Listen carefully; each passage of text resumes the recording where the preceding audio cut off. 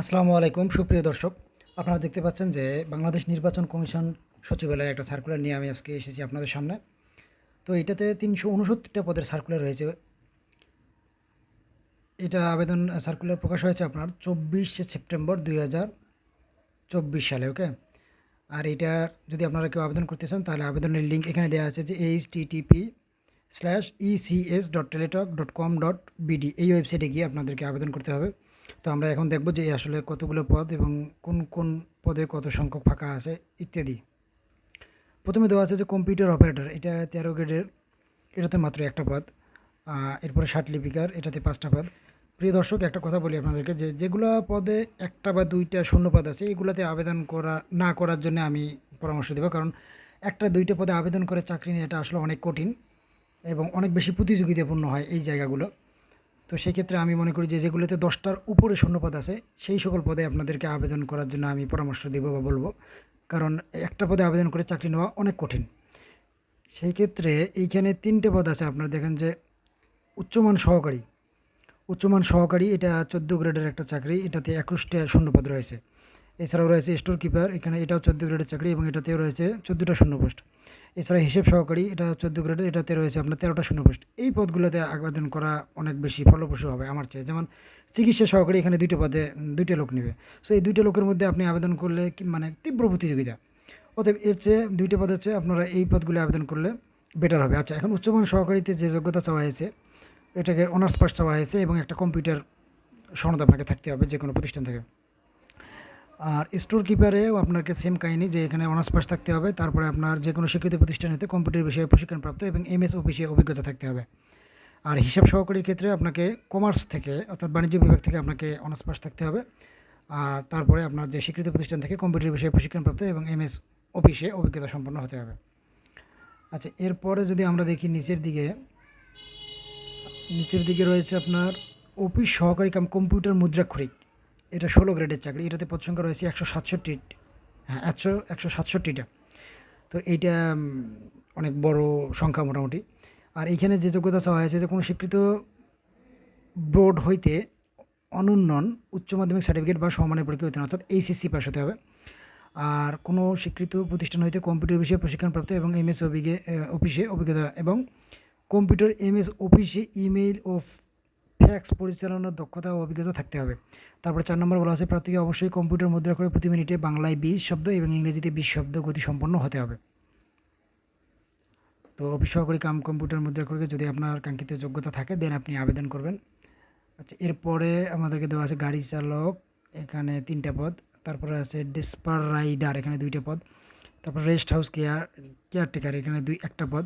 এরপরে একটা পদ আছে যে অফিস সহায়ক। হ্যাঁ, অফিস সহায়ক অর্থাৎ এমএলএসএস যেটা, এটা মূলত শূন্যপদ আছে 122টা। তো এইটাতে আবেদন করা মোটামুটি ফলপ্রসূ হবে, কারণ সংখ্যা অনেক বেশি আছে। সেক্ষেত্রে কোনো স্বীকৃত বোর্ড হইতে মাধ্যমিক স্কুল সার্ভিস, অর্থাৎ আপনি যদি এসএসসি পাস হয়ে থাকেন দেন এটাতে আবেদন করতে পারবেন, খুবই ইজি। আর এরপরে যেটা আছে যে আবেদন ফর্ম পূরণের ক্ষেত্রে যেসব শর্ত আছে এখানে দেখবেন, আমি ডিসক্রিপশনে বক্সে এই সার্কুলারের লিঙ্কটা দিয়ে দেবো, আপনারা সার্কুলারটা ডাউনলোড দিয়ে দেখবেন কী কী বলা আছে। এখানে একটা হাইলাইট করা আছে যে বিভাগীয় প্রার্থী বলতে এরূপ কর্মচারী যিনি নির্বাচন কমিশন সচিবালয় ও আওতাধীন মাঠ পর্যায়ে রাজস্ব খাতে সৃষ্ট পদে অনন্যন 2 বছর স্থায়ী চাকরি বা অস্থায়ী চাকরিরত। বিভাগীয় প্রার্থী বলতে যারা আসলে ওখানে চাকরি করতেছেন আর ইসিইতে, তাদের কি বোঝাবে, ন্যূনতম যারা 2 বছর চাকরি করছে তাদের জন্য বিভাগীয় প্রার্থী এই করাটা খাটবে। আচ্ছা, এরপরে অ্যাপ্লিকেশন ফর্ম আবেদন। আচ্ছা, আবেদন অনলাইনে পূরণের নিয়মাবলী। আচ্ছা, আবেদনটা শুরু হবে আপনার 1 অক্টোবর, অর্থাৎ 1 তারিখে শুরু হবে এবং এটা শেষ হবে 31শে অক্টোবর। তো আবেদন প্রক্রিয়া, আপনাদের কাঙ্ক্ষিত পদে আবেদন করার পর অবশ্যই আপনাকে আবেদন করা, এখানে যেটা বলা হয়েছে যে ছবি লাগবে 300x300 এবং আপনার স্বাক্ষর লাগবে 300x80 পিক্সেল। এরপরে আবেদন ফি প্রেরণ করতে হবে আপনাকে টেলিটক সিম ব্যবহার করে। সেটা হলো যে অনলাইনে আবেদন করার সময় সকল অংশ সাবমিট করা হইলেও পরীক্ষার ফি না দেওয়া পর্যন্ত অনলাইনে আবেদনের কোনো অবস্থাতেই গৃহীত হইবে না। এখন কোন কোন পদে কত টাকা দেওয়া হবে, এখানে একটা ইম্পর্টেন্ট বিষয় আছে যে